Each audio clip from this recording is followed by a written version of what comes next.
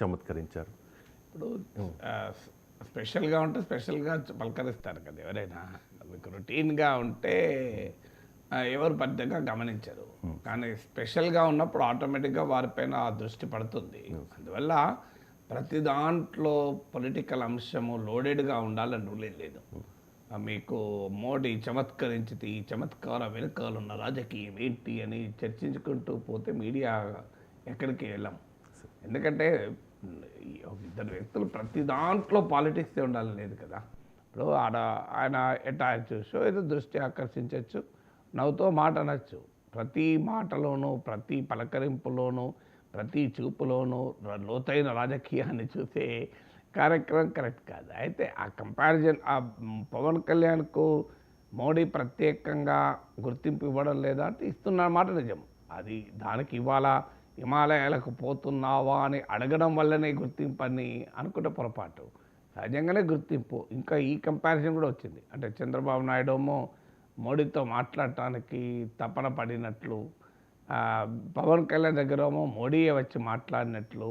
ఈ చంద్రబాబు నాయుడు మోడీ ఈక్వేషను, పవన్ కళ్యాణ్ మోడీ ఈక్వేషన్ల మధ్య కూడా నిన్న ఢిల్లీ ప్రమాణ స్వీకారం సందర్భంగా చంద్రబాబు నాయుడు మోడీతో పలకరించడానికి పడిన తపన, పవన్ కళ్యాణ్తో మోడీ ప్రొయాక్టివ్గా మాట్లాడడం, ఇవన్నీ కూడా వార్తలకు వచ్చాయి.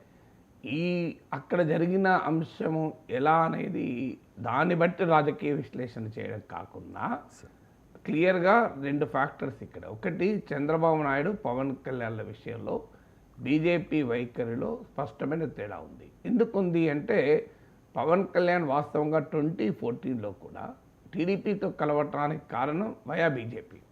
నాకు గుర్తున్న ద్వారా సోమవీర్రాజుతో వెళ్ళి గుజరాత్ వెళ్ళి మోడీని కలిశాక ఎన్డీఏలో చేరతానని నిర్ణయం తీసుకున్నాక బీజేపీ టీడీపీల మధ్య పొత్తు కుదిరితే బీజేపీతో ఉన్న మైత్రి వల్ల పవన్ కళ్యాణ్ టీడీపీకి ప్రచారం చేశారు. 2019కి వచ్చే వరకు టీడీపీతో బీజేపీ లేదు, పవన్ కళ్యాణ్ కూడా బీజేపీతో లేడు, టీడీపీతో లేడు.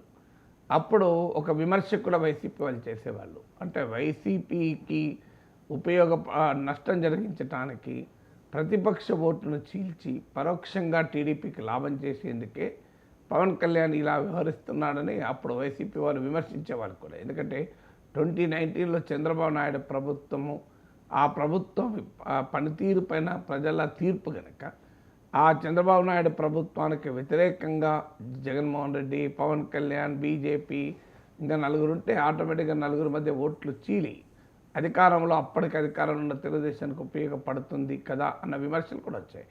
ఏదైనా 2024కి వచ్చే వరకు కూడా అఫ్కోర్స్ బీజేపీని పక్కకు పెట్టి కూడా పవన్ కళ్యాణ్ టీడీపీతో పొత్తు పెట్టుకున్నాడు. కానీ ఆ సమయంలో కూడా బీజేపీని వదలలే. అంటే టీడీపీ బీజేపీ కలుస్తాయి అనే ఒక కంక్లూజన్ రాకముందు కూడా ఏకకాలంలో బీజేపీతోనూ టీడీపీతోనూ పవన్ కళ్యాణ్ సంబంధాలు పెట్టుకున్నాడు. అందువల్ల మొదటి నుంచి కూడా రిలేటివ్లీ చూసుకున్నప్పుడు Pawan Kalyan is more reliable ally for BJP. అందువల్ల సహజంగానే మోడీ పవన్ కళ్యాణ్ పట్ల ఆ ప్రత్యేకత చూపడంలో ఆశ్చర్యం ఏమీ లేదు. చంద్రబాబు నాయుడు విషయంలో బీజేపీ ఈజ్ ఆల్వేస్ కాషియస్, అందులో మోడీ ఈజ్ ఆల్వేస్ కాషియస్. ఇప్పుడే కాదు, మీరు తెలుగుదేశంలో ఉన్న సీనియర్ నాయకులను అడగండి, బీజేపీలో ఉన్న సీనియర్ నాయకులు అడగండి, వాళ్ళు ఆఫ్ ద రికార్డ్ చెప్తారు ఓపెన్గా చంద్రబాబు నాయుడు మోడీ అంత సులభంగా నమ్మడు అని. ఎందుకంటే ఆయన అనుభవం కూడా కదా, బీజేపీ అనుభవం అది. బీజేపీతో కలవడము విడిపోవడము మళ్ళీ కలవడము, ఇన్నిసార్లు మారిన తర్వాత ఒక రిలయబిలిటీ ఎక్కడికి వెళ్ళి ఉంటుంది, పొలిటికల్ రిలయబిలిటీ. అందువల్ల పొలిటికల్ అవసరాలు ఉండొచ్చు, పొలిటికల్ ఎక్స్పీరియన్సీ అంటారు. అంటే రాజకీయ అవసరాల రీత్యా పార్టీలు కలవచ్చు, కానీ ఆ నమ్మకం, ఆ విశ్వాసం, ఒక కాన్ఫిడెన్స్తో మిత్రపక్షము అనే కెమిస్ట్రీ ఉండే అవకాశమే లేదు. ఎందుకంటే 2019లో చంద్రబాబు నాయుడు మోడీని విమర్శించిన తీరు, చంద్రబాబు నాయుడు విమర్శించిన తీరు చూసాం. మరీ ముఖ్యంగా ఎప్పుడు కూడా పొలిటికల్ విమర్శలు చేస్తే మర్చిపోతారు, పర్సనల్ విమర్శలు చేస్తే జీవితంలో మర్చిపోరు. ఎందుకంటే అది హ్యూమన్ నేచర్. నరేంద్ర మోడీ కూడా మానవుడే కదా. సో నరేంద్ర మోడీకి కూడా రాగద్వేషాలు ఉంటాయి కదా. మీరు పొలిటికల్గా ఎంతన్నా క్రిటిసైజ్ చేయండి, పర్సనల్గా క్రిటిసైజ్ చేయండి, రెండింటి మధ్య తేడా ఉంటుంది. ఇప్పుడు నేను మాట్లాడిన విశ్లేషణ తప్పని ఎవరు ఎంతన్నా మాట్లాడిన నేనేం ఫీల్ కాను, గుర్తుంచుకోను. అది వాళ్ళ అభిప్రాయం, ఇది నా అభిప్రాయం అంటారు. కానీ నన్ను పర్సనల్గా ఎవరైనా అటాక్ చేశారనుకోండి లైఫ్ అంతా మర్చిపోం. సో లైఫ్లో ఎట్టుబట్ల మర్చిపోం. అందువల్ల ఈ పర్సనల్ నైసిటీస్ అనేది కీలకం. అదే సమయంలో మనుషుల్ని గౌరవించినప్పుడు విమర్శించడానికి మొహమాట పడతాం. సో ఎక్కడో ఒక చోట హ్యూమన్ ఎంబరాస్మెంట్ వస్తుంది.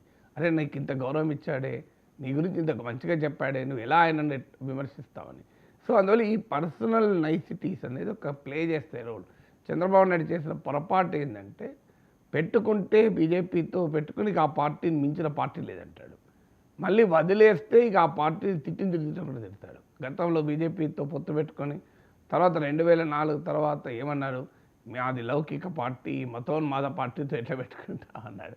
మళ్ళీ 2014లో పెట్టుకున్నాడు, మోడీని పొగిడాడు. 2018కి వచ్చే వరకు మోడీని వ్యక్తిగతంగా కూడా విమర్శించాడు. భార్యకే న్యాయం చేయలేని వాడు దేశానికి ఏం న్యాయం చేస్తాడు, అసలు దేశం మోడీ వల్లనే నష్టపోతుంది అన్నాడు.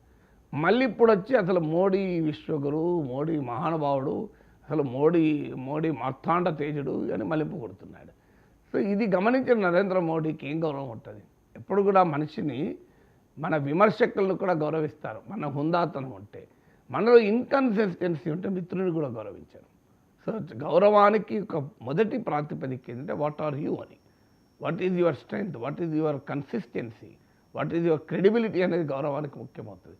చంద్రబాబు నాయుడుకున్న రాజకీయ చరిత్ర, ఆయన జాతీయ రాజకీయాల్లో ఆయన గతంలో పోషించిన పాత్ర, ఇవన్నీ చూస్తే డెఫినెట్గా చంద్రబాబు నాయుడు సీనియారిటీ ఉన్నమాట నిజం. కానీ పాలిటిక్స్లో పర్సనల్ నైసిటీస్ కూడా ఒక పాత్ర పోషిస్తాయి. నాకు గుర్తు వాజ్పేయి ప్రధానమంత్రిగా ఉన్నప్పుడు నాకు తెలుగుదేశం నాయకులే చెప్పారు. వాజ్పేయి ప్రధానమంత్రిగా ఉన్నప్పుడు ఈ 2002 గుజరాత్ ర్యాడ్ జరిగాయి. ఆ 2002 గుజరాత్ ర్యాడ్ జరిగినప్పుడు టీడీపీ మేము మద్దతు ఉపసంహరించుకుంటాం అని ఆ రోజుల్లో పెద్ద హడావుడి చేసింది. అంటే టీడీపీ మద్దతు ఉపసంహరించుకుంటే వాజ్పేయి ప్రభుత్వమే పడిపోయేది. ఆ సమయంలో చంద్రబాబు నాయుడు ఆంధ్రప్రదేశ్ ముఖ్యమంత్రి ఏపీ భవన్లో ఉండగా వాజ్పేయి నరేంద్ర మోడీకి సూచించాడు. సో మన కీలకమైన అలై, క్రిటికల్ అలై తెలుగుదేశం, చంద్రబాబు నాయుడు నారాజ్ హై, అంటే మీ పట్ల కొంత కోపంతో ఉన్నాడు, అసహనంతో ఉన్నాడు, మీరు వెళ్ళి ఒకసారి కలవండి అని. నరేంద్ర మోడీ ఏపీ భవన్కి వచ్చాడు. అప్పటికి పై ఫ్లోర్లో చంద్రబాబు నాయుడు ఉన్నాడు, కింద ఫ్లోర్లో ఎంపీలంతా ఉన్నారు, తెలుగుదేశం ఎంపీలు కూడా. ఇక ఢిల్లీకి ముఖ్యమంత్రి వస్తే సహజంగా పార్టీ ఎంపీలు వెళ్తారు కదా. నరేంద్ర మోడీ చాలాసేపు వెయిట్ చేశాడు. కనీసం చంద్రబాబు నాయుడు కిందికి దిగొచ్చినాక కూడా పెద్దగా పట్టించుకోలేదు. ఒక తోటి ముఖ్యమంత్రి ఆయన రాజకీయంగా నరేంద్ర మోడీ గుజరాత్ అల్లర్లను కంట్రోల్ చేయడంలో ఫెయిల్యూర్, వీటిపైన ఏదైనా అభిప్రాయం ఉండనియండి, కానీ ఇది ఆల్సో తోటి ముఖ్యమంత్రి, ఆ రెస్పెక్ట్ ఇవ్వలేదు. అది నరేంద్ర మోడీ జీవితంలో మర్చిపోడు అని మీరు సీనియర్ బీజేపీ నాయకులు ఎవరిని అడగండి, సీనియర్ టీడీపీ ఎంపీలు అడగని చెప్తారు. ఇది నేను చెప్పేది ఏం కాదు, జర్నలిస్టులుగా మనకున్న సోర్సెస్ ద్వారా సమాచారం వస్తాయి కదా. సో అట్లా ఈ వ్యక్తిగత అనుభవాలు ఏమవుతాయంటే, ఒక వ్యక్తిని గౌరవం ఇచ్చినప్పుడు ఆ వ్యక్తి పట్ల నీ అభిప్రాయం ఎంతో కొంత ప్రభావం చూపుతుంది. కానీ నువ్వు వెళ్ళినప్పుడు కనీసం పట్టించుకోకపోతే ఎక్కడో ఉంటుంది కదా. సో ఇలాంటి ఇన్సిడెంట్స్ అన్నీ ఉన్నాయి చంద్రబాబు నాయుడు నరేంద్ర మోడీ రిలేషన్స్ మధ్య. నాకు గుర్తు, ఒక సీనియర్ టీడీపీ నాయకుడు చెప్పాడు, ఆయన కూతురు పెళ్ళికి కార్డు ఇచ్చి మోడీజీ రావాలి మీరు అని అడిగితే, ఆయన మోడీ గుజరాత్ ముఖ్యమంత్రిగా ఉన్నప్పుడే, ప్రధానమంత్రి కూడా కాదు, నేను రావడానికి ఏం అభ్యంతరం లేదు, I have great regard for you, మై ఆయింగే మగర్ మై ఆయతో ఆప్కా లీడర్ చంద్రబాబు నాయుడు నీ పట్ల వేరే రకంగా అనుమానంతో చూస్తాడు అన్నాడట. సో ఇలా చంద్రబాబు నాయుడు నరేంద్ర మోడీ రిలేషన్షిప్లో ఈ క్వశ్చన్స్ ఉన్నాయి. ఎందుకంటే హిస్టరీ ఉంది కదా, చరిత్ర కదా. ఇప్పుడు మీరు ఆ రోజు కనుక చంద్రబాబు నాయుడు నరేంద్ర మోడీకి చాలా గౌరవం ఇచ్చి, మీ పట్ల మాకు గౌరవం ఉంది, కానీ మీరు అది అనుసరించిన తీరు మాకు ఇబ్బందిగా ఉంది, మేము సమర్థించలేకపోతున్నాం అని ఉంటే ఆ రకమైన ఆ అభిప్రాయం కలిగి ఉంటుంది. అందువల్ల మీకు వ్యక్తిగతమైన అనుభవాలు కూడా రాజకీయపరమైన సంబంధాలపైన డైరెక్ట్గా ప్రభావం చూపైనా ఇండైరెక్ట్గానే ప్రభావం చూపుతాయి. రాజకీయంగా అవసరాల కొరకు బీజేపీ టీడీపీ కలవచ్చు. మీరు గమనించండి, 2024 ఎలక్షన్స్లో కూడా నరేంద్ర మోడీ నేరుగా చంద్రబాబు నాయుడు బాగా పొగిన ఉదాహరణ చూపెట్టండి. ఏదో ఒక్కసారి అన్నాడు చంద్రబాబు నాయుడు ఆంధ్రప్రదేశ్ అభివృద్ధి కొరకు, మీ అభివృద్ధి కొరకు కృషి చేస్తానని. ఆయన ఆంధ్రప్రదేశ్కి వచ్చి చంద్రబాబు నాయుడు ముఖ్యమంత్రి చేయండి, చంద్రబాబు నాయుడు గెలిపించండి, దానివల్ల ఆంధ్రప్రదేశ్కి బంగారు భవిష్యత్తు ఉంటుందని చెప్పలే. ఏం చెప్పాడు? ఎన్డీఏని గెలిపించండి అని మాట్లాడు. కాంగ్రెస్ పార్టీని తిట్టిపోయాడు. అసలు ఆంధ్రప్రదేశ్లో కాంగ్రెస్ పార్టీ లేదు. కాంగ్రెస్ పార్టీ తిడితే ఏమొస్తుంది? దీనిపైన పెద్ద చర్చ జరిగింది within the BJP, within the TDP.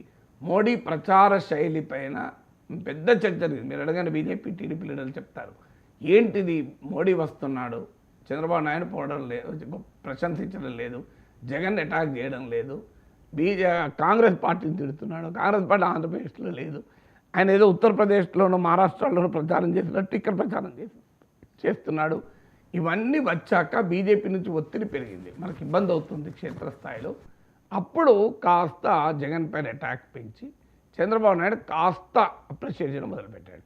అక్కడికి కూడా మీరు చూడండి, రాజమండ్రి మీకు అనకాపల్లి కూడా మాట్లాడినట్టున్నాడు, సీఎం రమేష్ కాన్స్టిట్యూన్సీలో మాట్లాడినట్టు.